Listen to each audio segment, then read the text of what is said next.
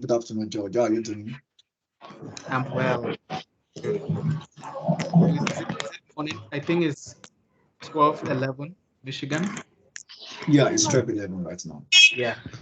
So you have an audience from Cameroon, from Nigeria, from other parts of Africa, and we are going to together unpack this whole thing of grad school in the US. Applying to pursue either a master's or a PhD, what we need to learn, what we need to know, how you made it in your own case, and how we can prepare for those who are going to apply to grad school in the US. Is it too late? Is like time frame for it and stuff like that? So we would have somewhere around an hour of discussion. Then also we're going to have a Q&A after the formal discussion kind of thing. So without much ado, I will just be playing host and asking questions, but the main speaker will be Femi for short, but he will introduce himself and he will let us know how he wants us to engage him. So Femi, my first question for you is just to know who is Oluwafemi David. All right, thank you so much. And hello, everyone, once again. My name is Oluwafemi.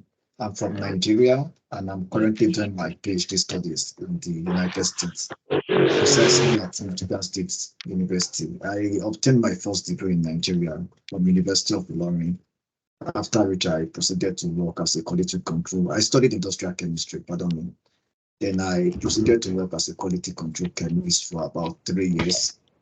And after 3 years, I decided I wanted to do something different. I wanted to go for my PhD.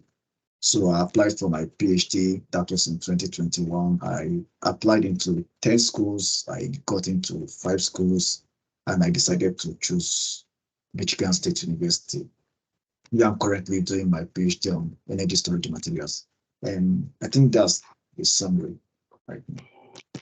Right.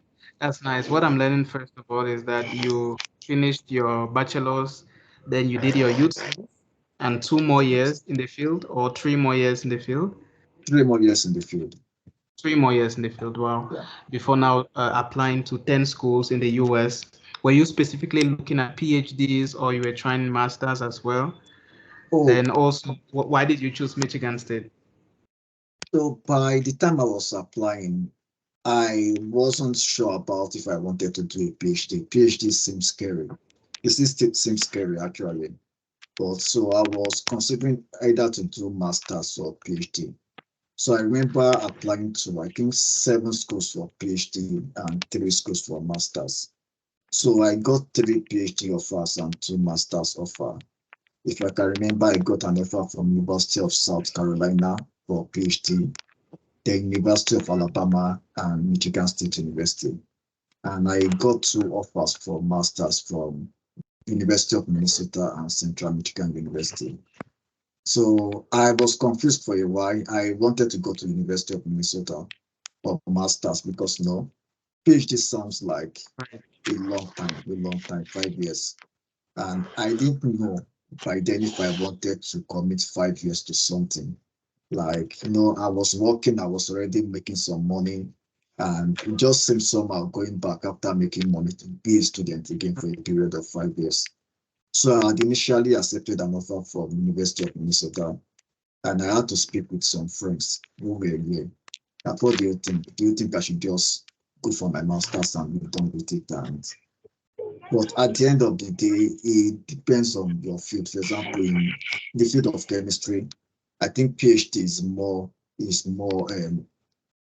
valued than a master's, Nowadays. especially if you want to go into either in research or even in the industry.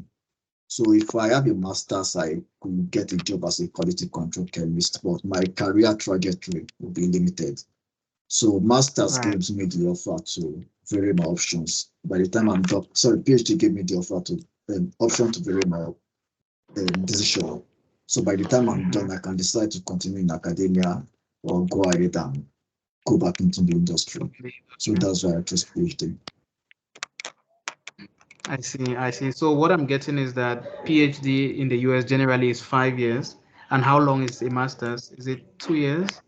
Yeah. PhD can be is minimum of 5 years. Masters is 2 years. You can spend Okay. as much as 7 years doing the PhD, but it has a Wow. minimum of 5 years. Okay. So even if you have a master's, you'll spend minimum of 5 years doing your Yeah, PhD. yeah, minimum of 5 years. So if you have Okay. your master's in the same school you're doing your PhD, you might end up Mhm. spending 4 years instead of 5 years. But that is in the same school.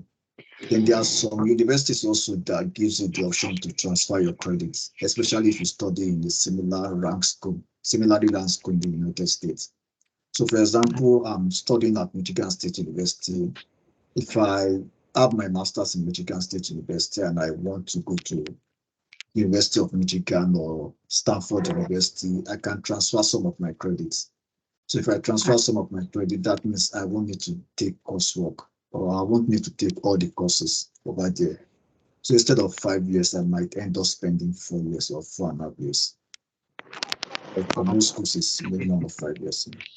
It's definitely a big commitment, for we're talking off camera and off records that for somebody, for example, who has studied medicine for 7 years or even who has a master's already, then now comes to do a PhD and has to commit at least 5 years. That's quite something, to consider. And so do you also just want to share with us, you kind of make it look or sound easy. You applied to 10 schools, you had seven. How easy was it really? Was it your first time applying?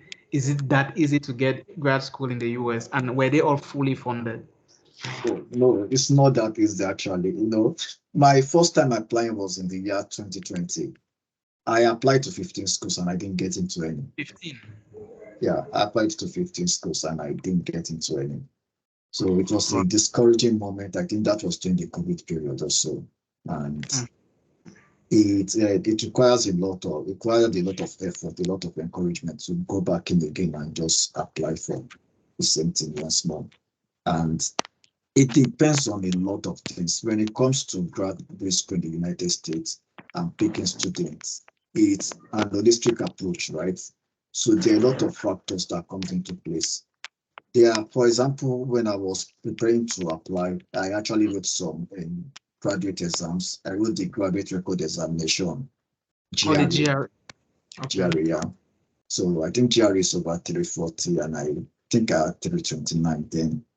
Then I also wrote the test Can we of just English open a as little bracket on that GRE test?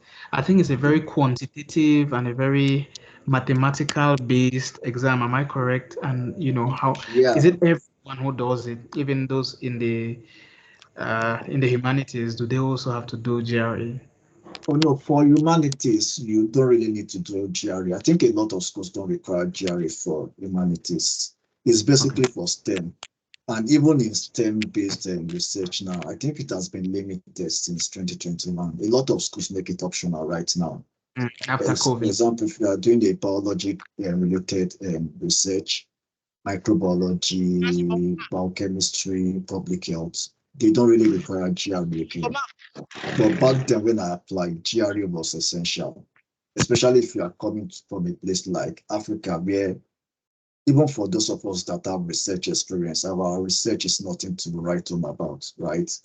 So Mhm. most of the research we do are things they've done several years ago. So they have to do something to evaluate your skills and your competency. And then GRE seemed to be a leveler. GRE seemed to be a leveler. But I think there have been a lot of protests since 2021 that GRE does not mean you're a good PhD student. PhD is a test of tenacity. It's a Yeah. test of persistence, Brilliant. how well you can solve problems and all. GRE Right. just means you are smart enough to answer some questions if you practice for Right. long. So I think a Right. lot of schools are no longer Okay. requiring GRE. But Okay. if you are coming from Africa, a lot of schools require you to have TOEFL. That's test of English as a foreign language. So I think it's still essential people take that if they want to apply. I know some schools still with it So also. do you do that upfront? Can you do that within the application period, or you have to do it during summer and prepare your documents well beforehand? Oh, you can write the TOEFL exam anytime. It has a validity period of 2 years. GRE has a validity period of 5 years. TOEFL has a validity period of 2 years. You can do either TOEFL or an IELTS. So it's just you can book your appointment anytime and sit for the exam and Right. just take it anytime you want. But it's always good to have your documents ready and your credentials ready before the application season. The application season basically starts around August, second week in August. And for most schools, it ends by 15th of December. So the deadline for most schools was yesterday. But then there are some schools that extend the application to around January, February. So it's Right. just about how well you are willing to research and get schools. Right. And you spoke of a holistic approach in terms of, how they assess candidates. And when you look at yourself, the first year you applied versus the second year you applied, what really changed in that you know, your profile? Thank you. When I applied the first time, I had an idea that, okay, if I'm academically sound, I might be able to get in. I did very well in GRE. I did very well in TOEFL. I had a good first degree. I had a little bit of work experience. I didn't have any publication. So I was applying to top schools, right? I was applying to Stanford. I was applying to University of California, Berkeley. I wanted to go to the Ivy League schools, which is good. It's good to be ambitious. So Yeah. another thing I didn't look at was actually my letter of recommendation. And when I was in school, I was very quiet.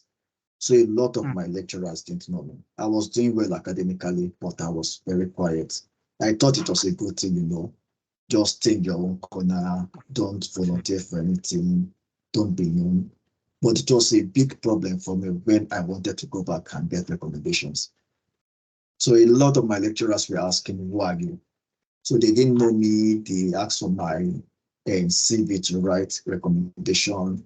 And some of them didn't really write anything they were writing something like he had A in my course, he was a good boy in class. Recommendation has to be like show a level of personal knowledge that talks Mhm. about your research, that talks about your problem solving skill, your teamwork. And I think my statement of purpose didn't reflect any of those things. So Mhm.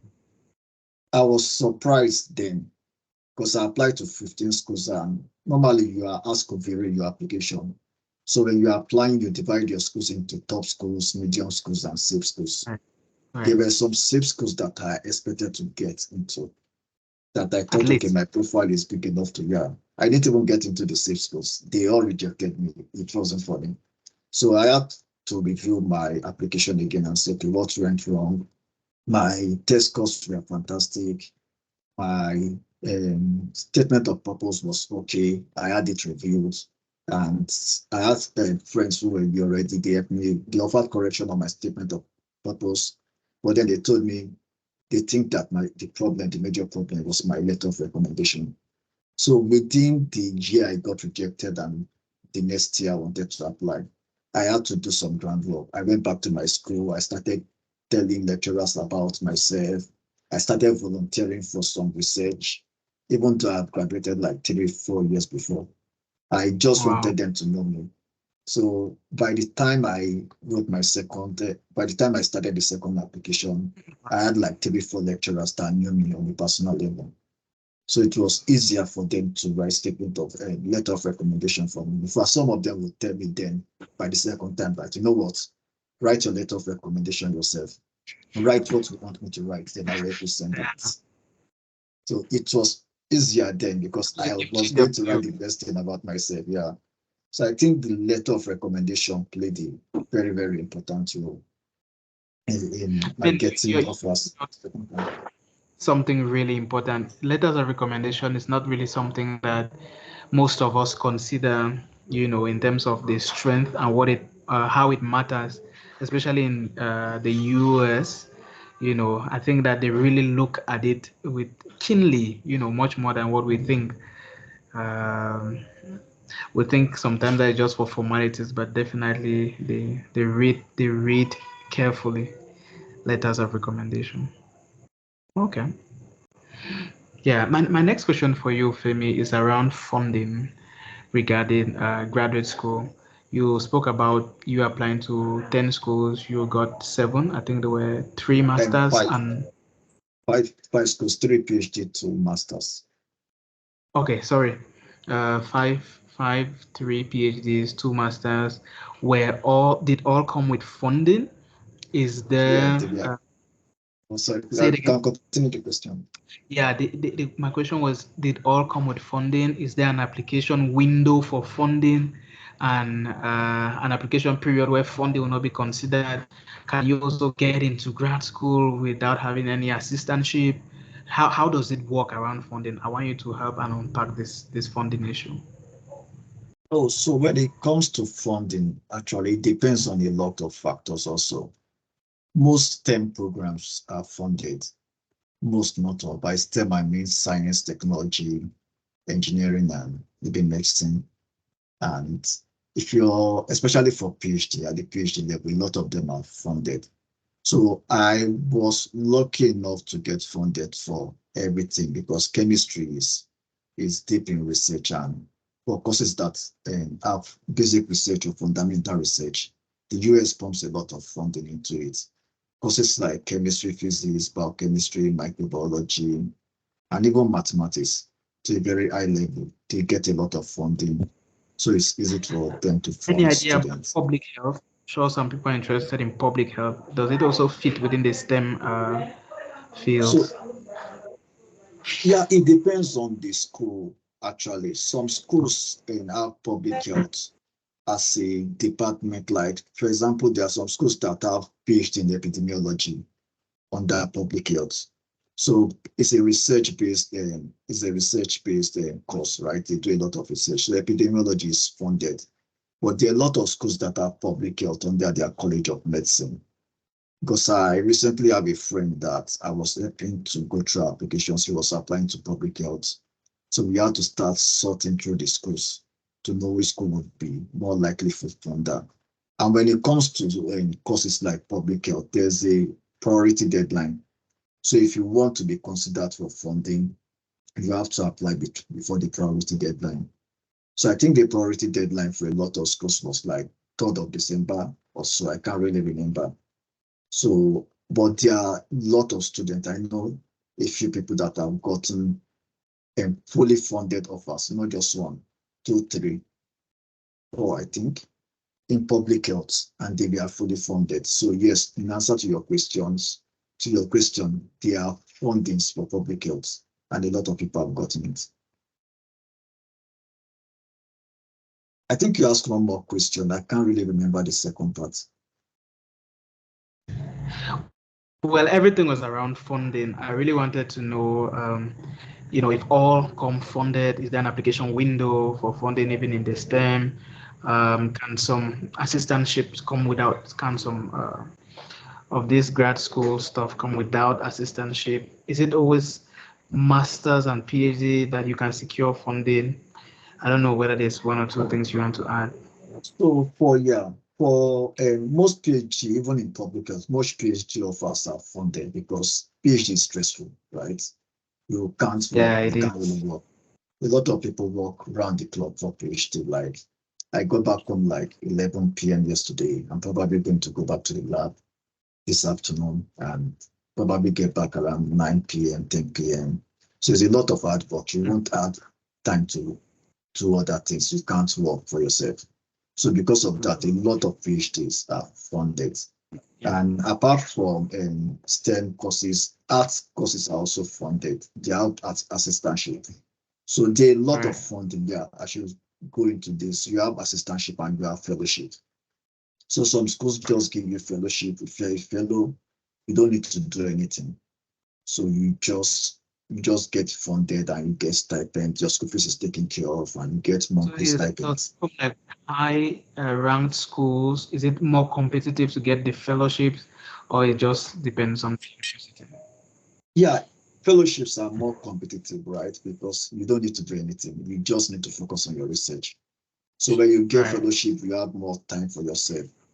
But for a lot of STEM related courses, I think assistantships are more common. You will either be a teaching assistant or a research assistant. So for a teaching Right. assistant, you will be employed in the school. They pay tuition, they give you stipend, just like the fellowship. But you'll be given 20 hours of your time every week. It's officially 20 hours because sometimes it might be more than 20 hours when you think about If you, the you teaching and the look at the coding. level of, that speaks a lot about it sounds like a full-time job. Yeah, yeah. It's like a Yeah, full-time job. It's like a full-time job yeah. because Are you, you allowed to work alongside your studies if you receive a graduate research or teaching assistantship? oh no. So if you're a student No. coming here for your master's and PhD, you'll be given an F1 visa. So an F1 doesn't allow you to work. It's illegal to work. I've heard of a few students that were deported just because of that. So you All can right. only work in the school as a teaching or research assistant. So Mm, officially, you're allowed to work 20 hours a week. Okay. So if you're a teaching assistant, you are given that 20 official hours.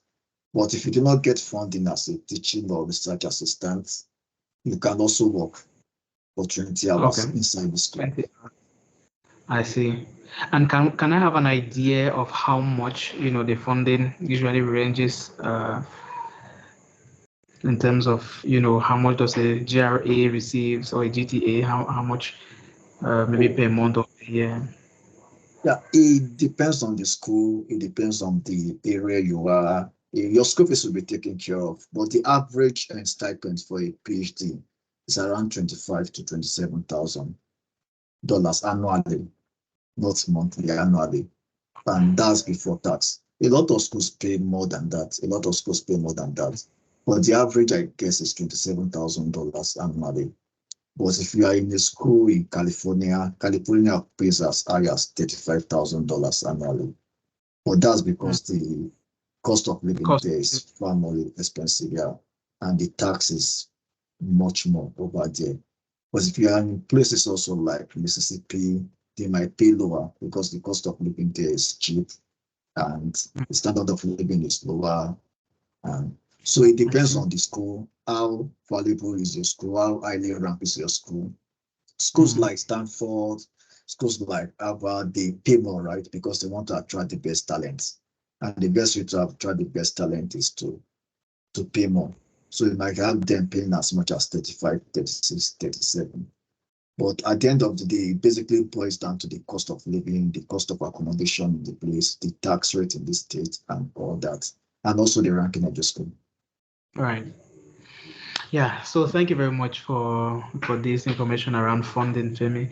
My next series of questions will be around the difficulty of taking graduate school. Like we said at the beginning, it's 5 years if you're doing a PhD and it's 2 years if you're doing a master's.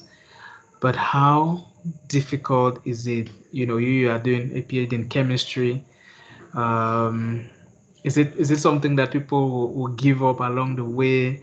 Is it something that is feasible? You are going to your third year now. You're Yeah. starting your third year now, and you have a fair share, a fair bite of how difficult a master's or a PhD in the US is. Is it more complex than other countries? How will you rate it in your own words?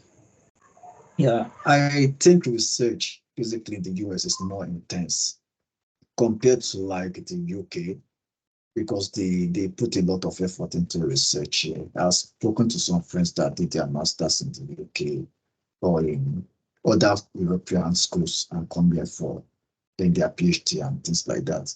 So it's much more ethic than what you have in other areas because it requires a lot of effort. Everybody wants to publish, everybody wants to do original work, and research in itself is difficult Right. because you are doing something that has not been done before. You are discovering something that has not been discovered before. You are making something new, and it is difficult to make something new. But it is not something that you if you do. I don't think is a lot of people don't give up because we've seen far more adversity coming from home in Africa. Like I remember when I just joined my lab, I didn't have anyone to direct me. Like there was this imposter syndrome. Everyone seemed smarter than I was. And I was like, okay, I think I'm going to drop out. Like I remember having a class and the class just looks complex. And it seems after the third, fourth, fifth, sixth week, I still wasn't getting everything. And I remember just, it was an online class and I was just crying. So it can be tough. That's just what I'm trying to say. It can be tough because they move at a fast pace. They expect you to catch up. The tools and resources are there for you. They expect that if you need any help, you should be able to go online, gather resources, gather materials, and solve your problem. Because PhD basically is about solving problems yourself independently. So it is tough. It is tough, but it is not too tough that I know a lot of people. There are some people that actually drop out or master out along the way. But if you've thought about it before starting, I think that's the problem. Before starting my PhD, I knew I wanted to do this. In fact, it Mhm. took me 3 months to decide that, okay, I'm going to So, do so would a you say that PhD. if you're not sure that you want to do a PhD, maybe you should do just a master's, then see if you continue into a PhD? Yeah, I would really advise that. I would really advise that. If you're not sure, I will suggest you start from the master's. Then when you get your master's, you can move on to, because the master's is more like a soft landing, right? Right. You can learn the basic but when you start your PhD, you are doing for your first 2 years, you are doing everything a master student is doing, but you are still doing research along the way. Mm. So it means you are like doing much more than you are expected to. So if you are unsure about yourself, and if you're in a STEM area that actually funds masters very well, I would suggest you start from the masters. I think a lot of people just go into PhD because it's easier to get PhD offers. It's easier to get funding in PhD. And when they get into it, they discover that yes, they are funded, but they are not happy because there is a lot of work to be done. The pressure is too much, and no one really cares. It's independent, so no one really has time to focus on your problem. So some people drop out. So basically, I would just say count the cost. Count the cost. Ask yourself, Very, why are you really going for a PhD before starting it? very important. Anyway, thank you very much, Femi. For those who just joined us, Femi is sharing with us his experience as a currently third year PhD candidate in chemistry. He's a PhD student at Michigan State University in Michigan, United States, and he's originally from Nigeria. His his field is chemistry. I think he did petro. Anyway, I'm not sure, but I just know that you're a Industrial chemist. chemistry, yeah. Yeah. Yeah. And so he's relating with us his experience in terms of applying, funding opportunities, and stuff like that. So after talking about difficulty, I want to know. You said you go into the US to study with an F1 visa. Now, what happens afterwards? You know, at master's level, if you finish your 2 years, are you expected to return? Are they, what's in store? Do you find a job easily? In your own case, you spoke about PhD. You can find a job in the industry, in the academia. How easy does it get? Just walk us through the after your degree. So I know more about STEM, so pardon me for staying in STEM and maybe public health and medical areas. So if you're in STEM and you're done with your degree, either master's or PhD, there's something called OPT. I can't really remember the full meaning right now. So you are given an OPT of 2 years, during which you are allowed to work. So you can work for those 2 years, and if you get a job and your company likes you and they are willing to continue with you, they can file something called an H1B. H1B is a different type of visa, actually, from the F1 visa you get as a student. So H1B is a visa that allows you to work. So your company can file like an H1B visa for you, and when it's approved, you can work in the United States for as long as you. So by then, when you get an F1 visa, you are a non-resident alien. So basically, they believe you are not residing, you are just coming here to school. And after Mhm. your schooling, you are going back to your country. So they give you 2 more years to just see if you would like to stay and if you would like to work. And when you're favored and you get a job, the company can apply for an H1B, which is just a work-based visa. So And you that's switch a your visa permanent for work visa for you. yeah, from a student to a work visa. Another way to go about it is that, and this most especially for both masters and PhD, I won't say just PhD, there's a special type of this thing called a national interest waiver. So the national interest waiver fast tracks you for a green card. So what it just does is that it shows that you have an exceptional talent. You are adding much value to the United States. And because you are adding much value to the United States, they should consider you for permanent residency. So after your master's, you can apply for a national interest waiver. And it's an application process that a lot of people use, lawyers, and they apply. You show them your credentials, you show them your certifications, and now you think you will be of immense value to the United States. And when it's approved, you are fast tracked for a green card. So that way you can become a permanent resident.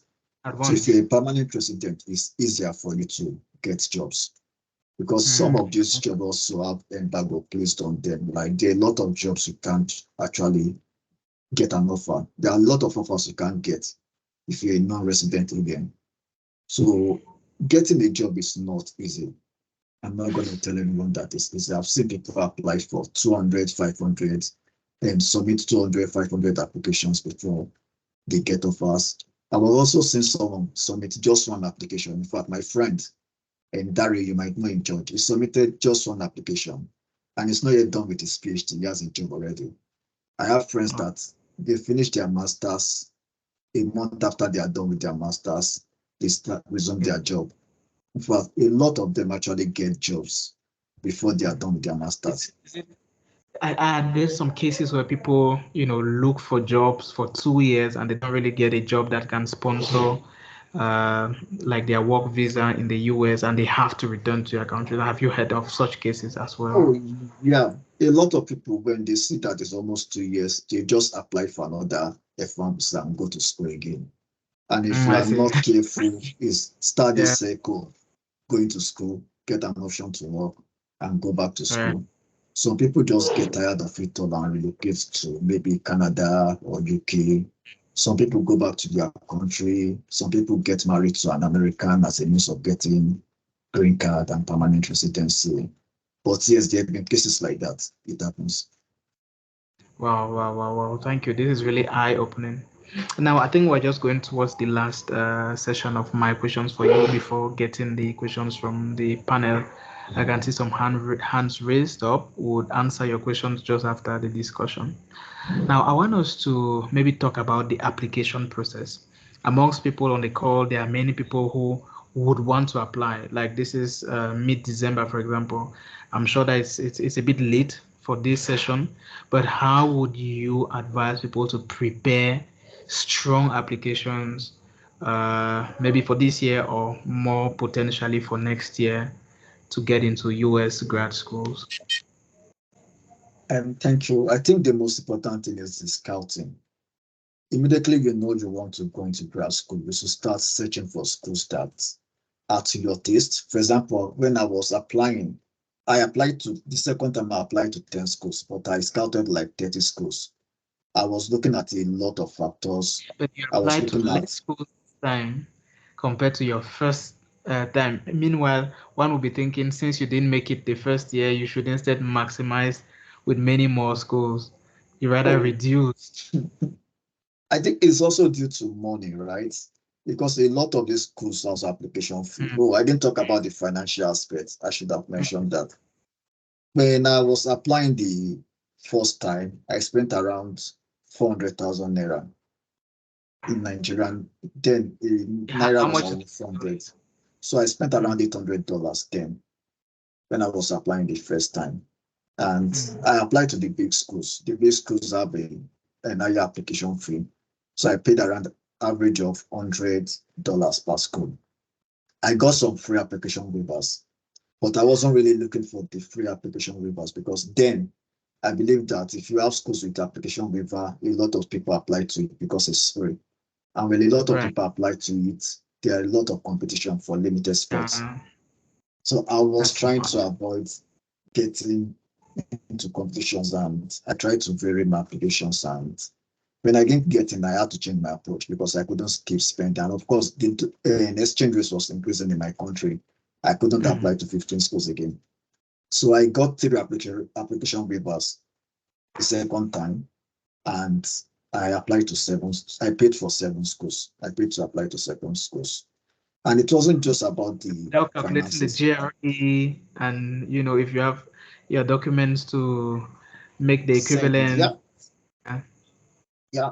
A lot of schools, apart from GRE, a lot of schools will tell you to send your results, your transcript to an independent auditor. For the There's this thing mm, called WES, World Evaluation Service. So independent evaluation body or evaluators, they edit your transcript and they send it to the school.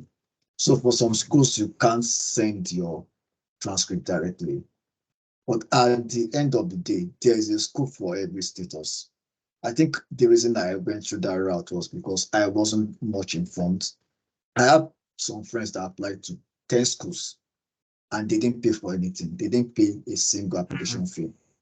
So they got application fee waivers. They attended webinars. Some of the schools host webinars during the application season. And when you mm, attend their webinar, they give waiver codes. Some of them reach out to the grad school and ask if there's an app fee waiver. And in fact, I have a friend then that applied to 15 schools. He got into 12 schools and he didn't pay a wow. single dime as app fee. So he was very That- smart that's about it. that's confusion for me. If you have 12 schools to choose from, you need real prayers and direction to choose the right Yeah, one. he, It's he, yeah, but he it's great was anyway. he was so smart about it that he applied so early that by the time Mm. the rest of us were And applying, when you we say already had early, like five. when can Yeah. that be in the year? Early So application. Is it August? August, yeah. He applied August. So before August, he had everything set. His result was set, his letter of recommendation, yeah. And he had reached GR. out to the record, yeah, to the lecturers. Jerry was ready. So it was set. So from the go, he already applied to like 10 schools. And by the time it was November, December, when the rest of us were scrambling to submit our applications, he already got like four of us by that time. Wow. So it was a matter of when he's going to the US, not if he's going to the US. So by Mm. February, he had picked his schools. He was rejecting offers by February. He was recommending other students for offers by February, March. So it was so Tomiwa was so smart about it. He's currently in Florida State University. So Okay. I think the reason I went there is that there's a school for everyone. Even if you don't have the money, you can't afford to like get $700 to pay for application. There are smart ways to go about it. But back to your question, what I would suggest is that if you are thinking of applying for maybe still this year, there are still some schools that have an application window open till like February. The first thing is to start scouting the schools. Scout schools according to your taste. Look at schools that can fund you if you are not looking for fund, if you are looking for funding. If you know you are able to pay a part, look at schools that can give you partial funding. Because some departments don't give full funding, some departments give partial funding. Then Okay. for my own sake, I was also looking at cost of living. I was looking at an industry siting in that area because I knew and I still know that I want to go back to the industry when I'm done. I was looking at weather, I was looking at racism. So when I pick a school, I will go and check racism Mm. problems in this state, racism problem in these schools. So I avoided some So you schools seem there. to love the North, Minnesota, Michigan, Yeah. despite the weather. So one of the reasons I delayed in picking Michigan till the last minute was due to the weather. So the factor that gave it in for me was that I had people here. I had like two, three Mm. friends that were already in Michigan studying. And Mm. I loved the research my faculty, that is my advisor, was doing. So there were Mm. just a lot of factors, and I was just comparing them. So I didn't want to pick Michigan because I hate cold weather. Even in Nigeria, I hated the rainy season. So coming to Mm. a place where it goes to minus 15, minus 20, minus 22, I didn't want to do that. But then my friends convinced me that, come on, we've been here and we are still Yeah. surviving. You So I had you had a decided to give it a try. yeah.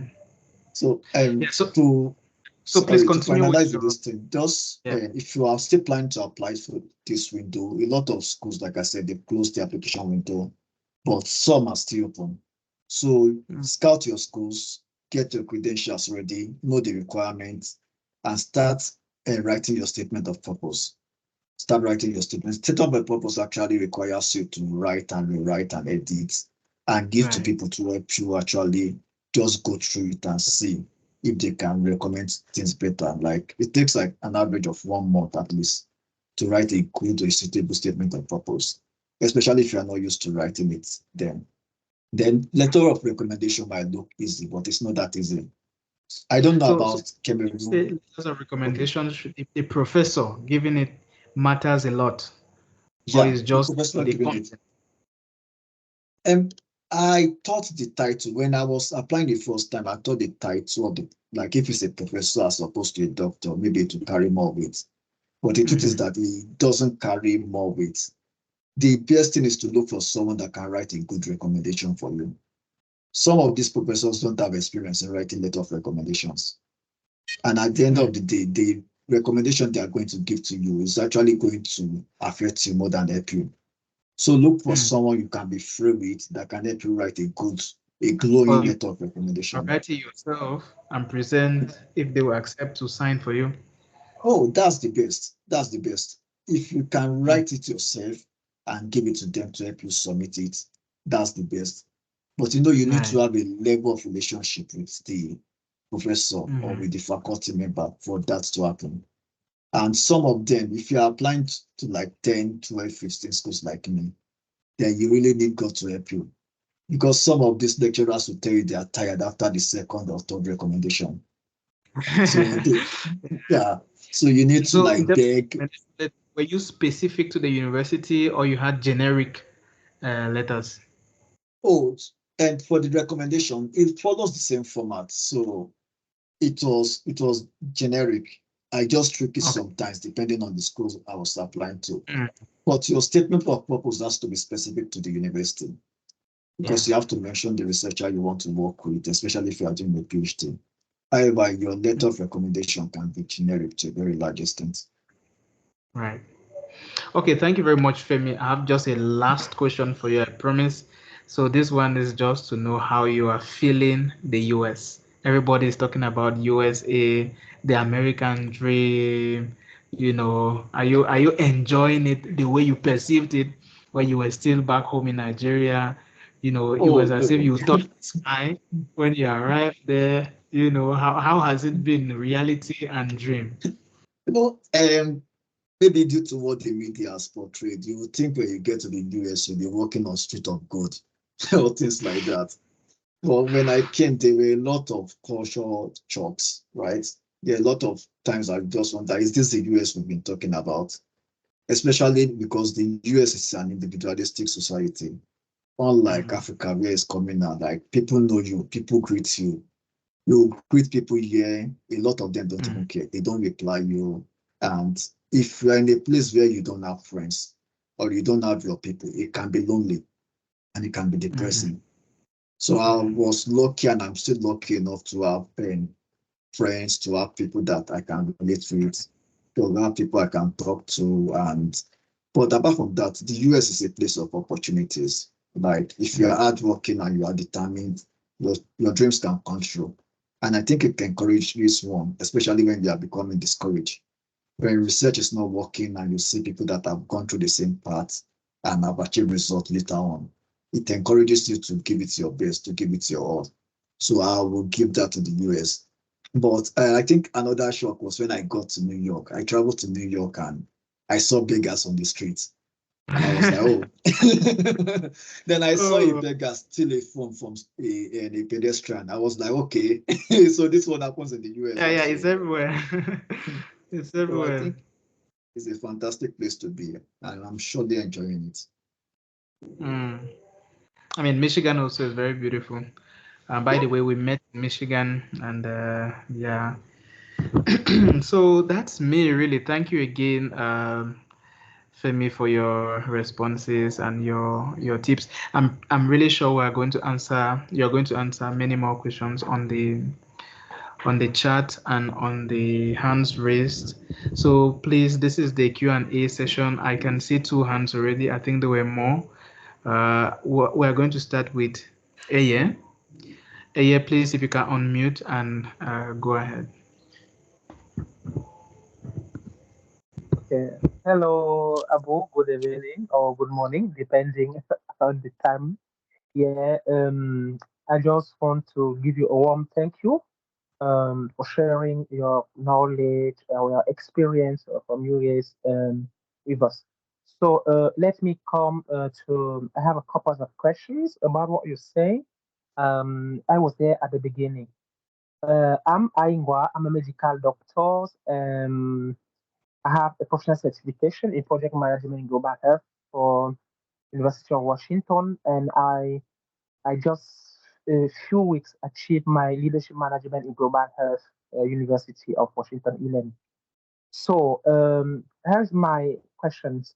The first one, I grew up with this idea that yes, Please, US also mention your country, can if you be. don't mind, as part of your presentation. Sorry. Hello, hello, you're hearing me? Yes, I can hear Yeah, you. Please, yes. I just plead that you mention your country as part of your presentation. Thank you. Yes, I'm Cameroonian. I'm a Cameroonian. I'm a medical doctor. I'm graduated since yes for 3 years, 3 years ago, and I'm still working as a general physician here. Okay, so let's come to my questions. The first one, we have this idea that when you're a medical doctor here, it's not be easy and it's impossible to come to US and achieve something. So, firstly, I want to ask you, as your experience, did you meet medical doctors here, and what is your point of view about that? My first question. The second one, you prefer to answer question by questions, or I can ask all the question at the same time? right. I think I should let me answer it one by one so I will be able to remember everything. All right. So for medicine, I think as a medical doctor, if you're coming here, there's a you still have to apply for is it internship? Yeah. What do they call it? Residency, right? So you can't just come here with your medical certification and experience and just start working over here. So I think they still apply for residency, and I don't know much about the process, but I know they get matched. So every year, I think once a year, people from countries outside the US apply for residency into the US. And I think it's a holistic approach also to application. You have to show a lot of things apart from the experience. And I'm not really sure I think make more research about it. So you get matched and you do residency for like 2, 3 years. I'm not sure about the length of the years now. So I think after the residency, then you can go ahead and work. But I don't think it's possible as a medical doctor to come directly and work over here. And I think the other approach other people do is if you're a medical doctor, you can apply for like any PhD public health here or even a master's in public health. And through that, you can work as a public health officer. But to work as a medical doctor, you still have to do another residency and get matched over here. I don't know if I answered your question. Yes, yes. So just to add water on your cover, we have what we call USML. That's normal procedure if you are a medical doctor abroad and you want to go to US. Let's come to the second questions. Okay. Um, you talk about, you hear me? Yeah, I can hear you. Okay, okay. You talk about transcript. So if you want to apply to for a grant or fellowship or school, first thing you have to do is to send your transcript to the school, and then they will do the evaluations and they get you back. So I want to know how much it costs, and is it you who would send you the transcript to the school, or is it your school? If it's your school, how to do it? Because here sometimes it's a little bit difficult for us to yes to the administration to start doing this harass procedure and all those things. So what do you think about it? My next All right. question. Thank you. I think only a few, not all schools actually require you to have your transcript evaluated. And when for schools that require transcript evaluation, you are not sending it to the school. You are sending it to an independent body.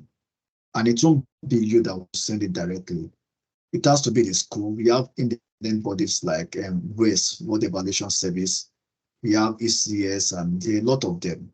So most times the school you're applying to will tell you the evaluation they want. They will tell you the body they want you to submit it to. So you talk to your school will send the transcript. It has to be official. So your school will send it together with the stamp to the evaluation body. So the evaluation body evaluates it.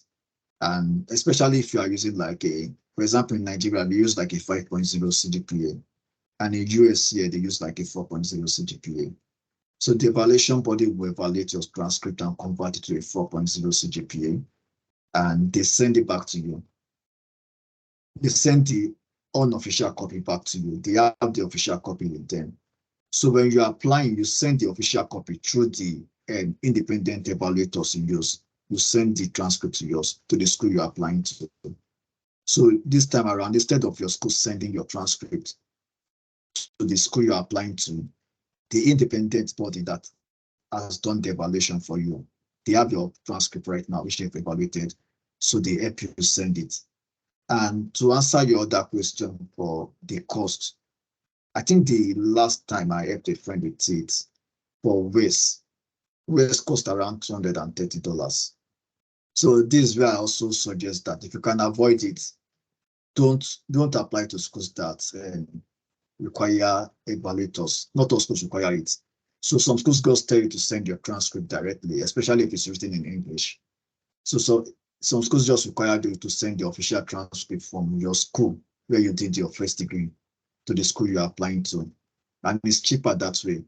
So when I applied, I decided to avoid schools that were asking for waste evaluation because I didn't want to spend an extra $230. So if you can avoid it, please go ahead and avoid it. All right. Did I answer your question? Okay. Yes, it's okay. Um, the next one, not the least. You talk about your applications, and you say that the first time you come from 15 applications, something like that. I want to know. Because this question is a two-part. How long time it take you to run one application? That's the first part of the questions. And if you can advise somebody who wants to apply here for a scholarship, fellowship, or something, um, what are mistakes the person avoid to do if he wants to get an offer? Okay, thank you. That was my last question. So an application does not really take a long time. When you have all your documents ready, you can apply to 5 schools in 2 hours because you are basically filling the same details. They're asking for your biodata, they're asking for your credentials, asking for work experience, publication, if any, and there are similar things. I think the only thing that takes time is writing your statement of purpose and getting your letter of recommendation sent. So it doesn't really take long to apply to schools, especially when you have the list of your schools and you have your credentials ready. Then the other question about what are the things you need to do to get offers. At the end of the day, you really need God, right? You really need God because I remember the first time I applied, I had people that I mentored that had a lower profile than I had, and they all got into schools. Like I literally dragged them, told them about the process, mentored them through the process, and they were all in the US and I was still in Nigeria. So at the end of the day, it wasn't, it was funny now looking at it. So at the end of the day, you need God's favor, but you need to start early. If you really want to get funding, remember you are competing not just you are competing against Africans, you are competing against Asians, including Indians that have had these things. Indians have been doing it for years. They have a wonderful network. They have like a billion population of people trying to leave the country just like us. And they have experience because Indians have been at it for a long time. And most of the people that get into the US for grad school are Indians because they have the experience. They have this downline from people who have done it, going back to bring other people. And so you are competing against these people. So don't just see it as the school looking at you alone. The school might end up looking at 500 applications. So if the school if you're going to be competing against 499 other people, you want to get your application in very fast. You want them to look at your application and consider you first before they consider 499 other people. So you want to apply very fast and you want to get everything well done, especially the statement of purpose and letter of recommendation. And if your school requires test scores like GRE, I would suggest you write it. It's not that tough when you put your heart at it. Just write it. Some people just try to cut corners. They don't want to do this test course. Like I know someone that has been on this thing since 2019, and this is 2023. He's still in Nigeria. Why? He doesn't want to write any test score. He's just looking for the easiest way out. And sometimes there are no easy way out about these things. You just have to do what you need to do. Then apply very early, then pray. Because God's favor matters most when it comes to this thing. Right? Okay, thank you very much, Femi. Thank you, Dr. I, for your questions. I think we'll go to Sandra, then Gildas. Sandra, please, can you unmute and you can ask your questions? Yeah, okay. Thank you very much, Femi, for your all your advice you give us. And my question is especially for the PhD program, because you told that PhD program is mostly 5 years, and it's of course research, and we understand that it's a real stuff. So I want to ask if, for example, okay, uh, you have admission for a PhD, and then I assume that for the two first years is kind of masters, and then if you are not maybe happy for the research, you can just give up, and still maybe the school can give you another kind of certificate to prove that you have a master's, or they don't give you anything. So I don't know, because it's more for me, and with also some experience, I I think that it's better for the African student to apply for a PhD. Why? Because you don't really need a master before applying for the PhD in US. That is also the good news that many people in Africa they don't know, and it's really really bad, because we all know that okay, if you join a PhD when you have a master's, but still, it's okay in Europe, but in US you don't really need. So a bachelor degree is enough. 3 years. Sometimes some schools they accept 3 years of bachelor degree. Some they don't really accept. So you don't have to. You also have to complete 1 year more, but you don't really need to do 5 years. Uh, uh, uh, um, to get your master's in your country in Africa, and then move for the PhD in US. So for me, it's more better. I mean, to apply for a PhD, and then you can have kind of funding. So the first question is about the fact that if it's possible, for example, to have a PhD and go there, but you do for example your two first year, and then if you are not happy for the research, you can just give up and go, and but still can give you the certificate. So that is the first question. And another question also is like, okay, is it automatically that if you apply for a PhD, the department will found you? I mean, will give you automatically the assistant citizenship contract, kind of like TA, EA, all these graduate assistantship. So, or you have to apply separately. I mean, I don't know really how it works. And is there really enough the money they give you for this TA or RA or EA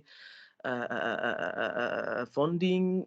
Is easy for you to live with that money? Is If not, can you, where you are already there, for example, can you apply for another kind of scholarship? I don't know, maybe gene scholarship in the school, these kind of things. They also have kind of scholarship, and it's easy to combine all those scholarship, or the school, they don't allow you.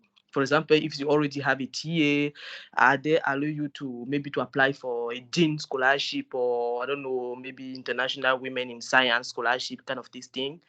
And yeah, so maybe if you really understand all things I mentioned, maybe you can try to answer. Thank you very much for your help on that side.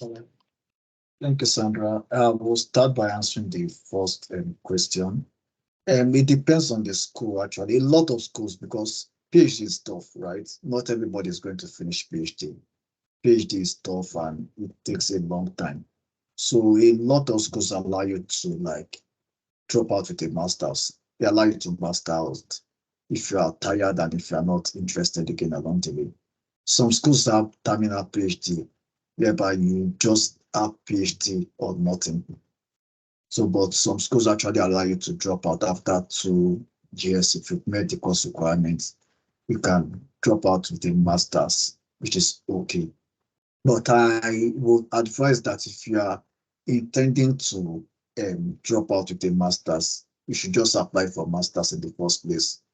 Because, you know, this master's also, you have to But include the there is not funding for a master's. I mean, automatically you don't have funding for kind of TA or assistantship funding directly for masters.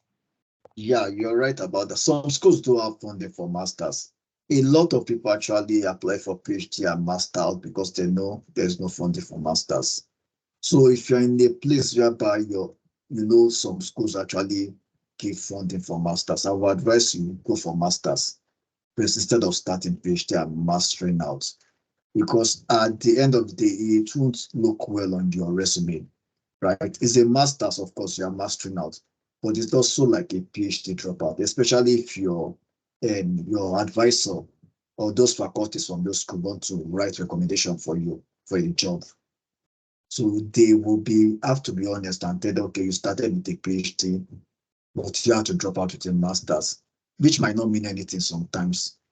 But for some jobs, it might not mean well also. But it is okay. There are a lot of people that have mastered out. They started with a PhD, they mastered out, and they get jobs. They get jobs. So if that is the only option you have, yes, it's fine. It's fine. All right. So your second question, you were asking if the stipend is covers a lot of your, well, it's called stipend because it is small, right? But in as much as it is small, they look at the cost of living, and most of the time before they give a stipend, they look at how much it costs for your, especially for PhD, not a master's now. They look at how much it will cost for you to feed and to pay your accommodation. We pay rent monthly here instead of yearly, like some other countries do. And accommodation is the most expensive part of your staying here. Accommodation will probably take as much as 40% to 50% of your stipend. Food is cheap. Food is cheap. But at the end of the day, most times your stipend should be enough to cover your expenses. It should be enough to take care of your feeding, your accommodation, and some little. But it's not enough to make you rich. So you are not going to, some people have this expectation, especially if you are coming from a place with a lower currency. So some people have this expectation that, let me convert this money, I'm going to be rich, I'm going to save a lot of money. You are not going to be rich with the stipend they are going to pay you. And when it comes to the issue of getting external funding, yeah, that's fine. A lot of schools allow it. If you want to apply for some fellowship like Women in Science, if it's not within the school, you are permitted. And even in the school, there are some fellowships you can apply for. There are some like small fellowship that is worth $1,000, $2,000 that you can apply for. But if you get a fellowship that is bigger than $10,000, then you have to choose actually. If you're a teaching assistant and you get a fellowship that is bigger than $10,000, you have to choose between your assistantship and your fellowship, at least for a lot of schools, to the best of my knowledge. So, but for some small fellowships, like I think last year I applied for one that I got like $500 and it took care of some needs. So throughout the year, there are some little fellowships you can apply to like that, and you get it, and you are good to go. So I'm not sure. Did I answer all your questions? Yes, correctly. Thank you very much. All right. Thank you very much, Femi. I think we have Gildas. Then there's one question on the chat from Berkeley, although I didn't understand it well. If you can rephrase kindly. So we are going to have you, Gildas, if you can unmute and ask your question. Thank you. Okay, good evening to everyone, and thanks very